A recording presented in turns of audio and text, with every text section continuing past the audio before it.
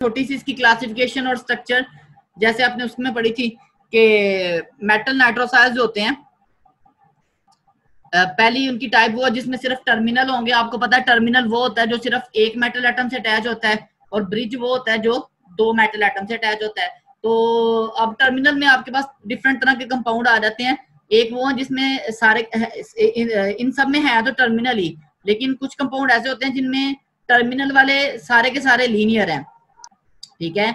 और कुछ ऐसे हैं जिनमें टर्मिनल वाले हैं लेकिन वो सारे के सारे क्या हैं, बेंट हैं। सारे से सारे मुराद जितने भी हैं, एक है, दो है, तीन है। और कुछ ऐसे होते हैं जिनमें बेंट भी होते हैं और लीनियर भी बैक वक्त मौजूद होते हैं। तो इस हवाले से इनकी फर्दर तीन टाइप्स हैं जिनमें सिर्फ टर्मिनल हों, ठीक है। जो सिर्फ टर्मिनल वालों में एक वो टर्मिनल जो लीनियर है, एक वो टर्मिनल जो बेंट है, और एक वो है जिनमें लीनियर टर्मिनल भी है और बेंट टर्मिनल भी है, ठीक है। ये तीन तरह की इनकी टाइप्स और इनकी एग्जांपल्स हैं। अच्छा, उसके बाद हमारे पास हो सकता है मेटल नाइट्रोसाइल जिनमें नाइट्रो ग्रुप जो है ना वो ब्रिज्ड हो, ठीक है। अब इनमें क्या होता है कि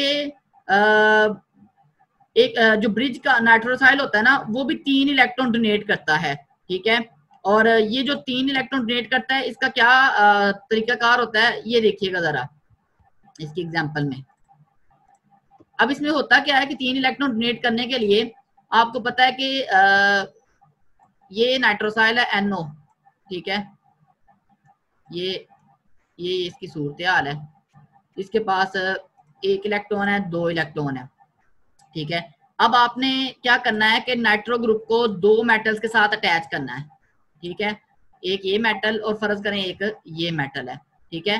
तो दूसरी मेटल के साथ अटैच होने के लिए वो एक इलेक्ट्रॉन दूसरी मेटल से लेता है, ठीक है।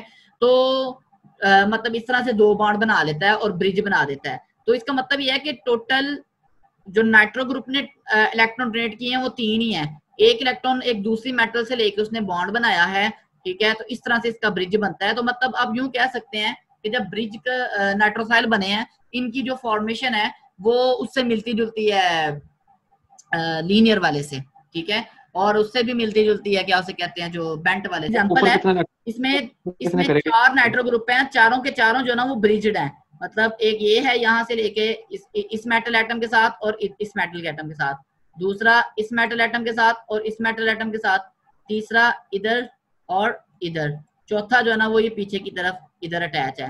तो 4 नाइट्रोसाइल हैं और चारों के चारों ब्रिज्ड हैं, ठीक है। और अब मैंने ये कहा है कि एक नाइट्रोसाइल 3 इलेक्ट्रॉन डोनेट करता है जब वो ब्रिज बना रहा होता है, ठीक है। और ब्रिज बनाने के लिए टोटल ब्रिज बनाने के लिए चाहिए 4 इलेक्ट्रॉन, ठीक है। ब्रिज बनाने के लिए टोटल 4 चाहिए।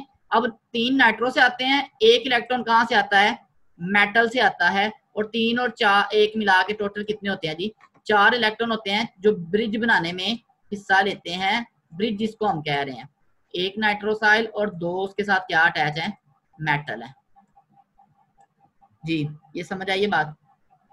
उसके बाद हमारे पास कुछ ऐसे होते हैं जिनमें टर्मिनल और बेंट मतलब दोनों तरह के नाइट्रोसाइल पाए जाते हैं, ठीक है। ये इसकी एक एग्जांपल है, क्रोमियम का कॉम्प्लेक्स है, इसमें ये ब्रिज्ड है, ठीक है। और ये वाले जो है वो 2 क्या है, टर्मिनल, 2 टर्मिनल है, 2 क्या है, ब्रिज है, ठीक है। इसी तरह से यहाँ पे एक ये टर्मिनल, एक ये टर्मिनल और एक जो है वो क्या है, ब्रिज है। तो ये इसकी एग्जांपल है, उसकी क्लासिफिकेशन भी आ गई और इसमें स्ट्रक्चर भी आ गया। अच्छा, एक और क्लासिफिकेशन है इनकी, ये बल्कि इनकी नहीं है, सबके लिए ही है। आपके पास एक होता है, एक डेफिनेशन होती है होमोलैप्टिक और हेटेरोलैप्टिक।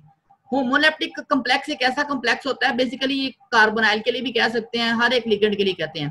अगर एक ऐसा कॉम्प्लेक्स है जिसमें लिगेंड के साथ सिर्फ एक ही मेटल के साथ सिर्फ एक ही तरह की लिगेंड अटैच है, तो ऐसे कॉम्प्लेक्स को हम होमोलैप्टिक कॉम्प्लेक्स कहते हैं। और अगर नाइट्रोसाइल की बात करेंगी तो होमोलैप्टिक नाइट्रोसाइल एक ऐसा नाइट्रोसाइल होगा जिसमें मेटल के साथ सिर्फ NO ग्रुप अटैच है, कोई दूसरा लिगेंड अटैच नहीं है, ठीक है। ये आपको एग्जांपल दी हुई है क्रोमियम की, ठीक है। 4 उसके साथ नाइट्रो ग्रुप अटैच है, ठीक है। जाहिर है इसका स्ट्रक्चर टेट्राहेड्रल होगा। दूसरा हमारे पास आ जाता है हेटेरोलैप्टिक। हेटेरोलैप्टिक होते हैं जिसमें डिफरेंट तरह के लिगेंड्स एक मेटल के साथ जुड़े हुए हैं। मिसाल के तौर पर ये जो स्ट्रक्चर है ये हेटेरोलैप्टिक है, इसमें 2 तरह के जो ना वो लिगेंड अटैच है, एक नाइट्रो ग्रुप है और एक ये वाला पेंटा जो ना वो साइक्लो पेंटेन टाइप कोई कंपाउंड है, ये साइक्लोपेंटीन है, ठीक है।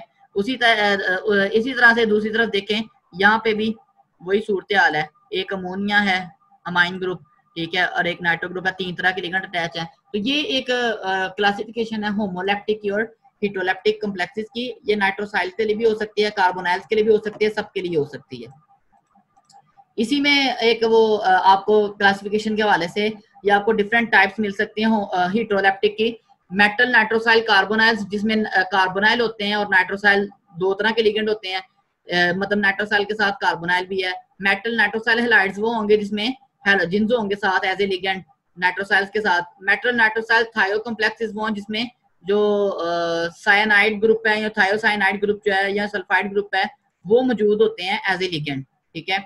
और उसके अलावा नाइट्रोसाइल सियानो कॉम्प्लेक्सेस जिसमें साइनाइड होंगे साथ नाइट्रोसाइल होंगे, मतलब सारे हेटेरोलैप्टिक हैं, ठीक है। और कुछ ऐसे होते हैं जिसमें मिक्स होते हैं, दो से ज्यादा होते हैं, ठीक है। तो ये 4-5 तरह के जो ना वो इनको डेरिवेटिव्स कह सकते हैं। आपके सिलेबस में एक लफ्ज मेंशन है डेरिवेटिव्स, मेटल नाइट्रोसाइल्स के डेरिवेटिव्स। उसके लिए कोई खास इतना मटेरियल कहीं पे अवेलेबल नहीं था, सिर्फ ये एक जगह से उनके वो ये GD2D से ये बल्कि वहां से उसके जो ना ये मिले हैं टाइप्स, ठीक है। ये सारे के सारे हेटेरोलैप्टिक हैं, सही है। इनमें ये हेटेरोलैप्टिक इसके डेरिवेटिव्स कह लें या हेटेरोलैप्टिक्स कह लें, जो भी कह लें इनको। ये इनकी जस्ट जो है ना वो एग्जांपल्स ही हैं। आगे इनकी सिर्फ एक की वो आएगी थोड़ी सी डिस्क्रिप्शन हैलाइट्स की, बाकियों की नहीं है। कुछ इनकी प्रॉपर्टीज है मेटल नाइट्रोसाइल्स की, ठीक है। सबसे पहली प्रॉपर्टी है सब्स्टिट्यूशन की। सब्स्टिट्यूशन की प्रॉपर्टी से क्या मुराद है? सब्स्टिट्यूशन से मुराद ये है कि अगर आपने एक लिगेंड की सब्स्टिट्यूशन करवानी है और अगर आपके पास नाइट्रोसाइल कार्बोनाइल्स हैं, मतलब जिसमें नाइट्रोसाइल ग्रुप भी है और कार्बोनाइल ग्रुप भी ऐसा लिगेंड है, तो वो कहता है कि जो कार्बोनाइल है ना वो लूजली बाउंड होता है एज कम्पेयर टू नाइट्रोसाइल। यानी दूसरे लफ्जों में हम कहते हैं कि नाइट्रोसाइल की जो बॉन्डिंग है वो ज्यादा स्ट्रॉन्ग होती है मेटल के साथ एज कम्पेयर टू कार्बोनाइल। इसका हमें क्या कहाँ से पता चल सकता है? इसका हमें पता चलता है IR में जो चेंज आती है। मसलन अगर हम देखें IR ऑफ NO, ठीक है, और हम कंपेयर करें इसको किसके साथ? IR ऑफ MNO, मतलब उसका आजाद हालत में जो IR की जो है वाइब्रेशन, दूसरी तरफ हम कंपेयर करें कार्बोनाइल की को किसके साथ? MCO के साथ, ठीक है। तो आपने पढ़ा हुआ है कि जब कोई लिगेंड जो होता है वो मेटल के साथ अटैच हो जाता है तो उसके अंदर जो ना वो चेंज आती है, ठीक है। और चेंज कैसे आती है कि उसकी जो ना वो वाइब्रेशनल फ्रिक्वेंसी जो होती है ना वो डिक्रीज करती है बैक डोनेशन की वजह से, ठीक है। बैक डोनेशन जितनी ज्यादा होगी उतना डिक्रीज ज्यादा होगा। तो NO के लिए जो डिक्रीज है ना वाइब्रेशनल फ्रिक्वेंसी में वो ज्यादा होता है एज कम्पेयर टू CO, ठीक है ना। तो नाइट्रोसाइल ग्रुप के लिए डिक्रीज ज्यादा होता है, ठीक है, एज कम्पेयर टू CO। तो यहाँ से हम ये अंदाजा लगाते हैं कि मेटल का नाइट्रोसाइल के साथ जो बॉन्ड है वो ज्यादा मजबूत है एज कम्पेयर टू मेटल्स का जो बॉन्ड है कार्बोनाइल के साथ, ठीक है। तो इसका मतलब है कि अगर हमने किसी को उतारना हो जो आसानी से अच्छा लिविंग ग्रुप कौन सा होगा? कार्बोनाइल होगा, जो जिसका बॉन्ड इतना मजबूत नहीं है, ठीक है। तो अगर हम कोई ऐसा रिएक्शन करवाते हैं जिसमें दोनों लिगेंड मौजूद है मेटल के साथ और सब्स्टिट्यूशन रिएक्शन है, मतलब कोई लिगेंड इंट्रोड्यूस करवाना है, लाइक ये है फास्फाइड ग्रुप है, ठीक है, और ये है अल्काइल साइनाइड ग्रुप है। तो ये जो ग्रुप है ना ये किसको रिप्लेस करेगा? कार्बोनाइल को रिप्लेस करेगा, और नाइट्रोसाइल को रिप्लेस नहीं करेगा क्योंकि वो ज्यादा मजबूती से स्ट्रांगली बॉन्डेड है। उसके अलावा ये है कि कुछ मेटल्स हैं जिनको मेटल नाइट्रोसाइल्स के साथ रिएक्ट करवाएं तो वो नाइट्रोसाइल हैलाइड्स बन जाते हैं, ठीक है। और हैलोजेंस के साथ उनको रिएक्ट करवाएं मेटोनाइल कार्बोनाइल नाइट्रोसाइल्स को, तो जो इसमें भी वही काम हो रहा है, बेसिकली सब्स्टिट्यूशन ही हो रही है कि हैलोजन जो होता है वो कार्बोनाइल को क्या कर रहा है? सब्स्टिट्यूट कर रहा है और उसकी जगह पे लग रहा है, ठीक है। ये इस तरह से ये रिएक्शन होता है। और ये है नाइट्रोसाइल हैलाइड्स के साथ रिएक्शन। ये नाइट्रोसाइल हैलाइड्स की प्रॉपर्टीज में आ सकता है कि वो मोनोन्यूक्लियर कॉम्प्लेक्सेस बना देते हैं जब उनका रिएक्शन करवाया जाता है किसी लिगेंड के साथ, मतलब उस लिगेंड को भी अपने इस कॉम्प्लेक्स में क्या कर लेते हैं? शामिल कर लेते हैं वगैरह वगैरह। तो ये हमारा जो ना वो टॉपिक था सारा, ठीक है, ये मेटालिक नाइट्रोसाइल्स का।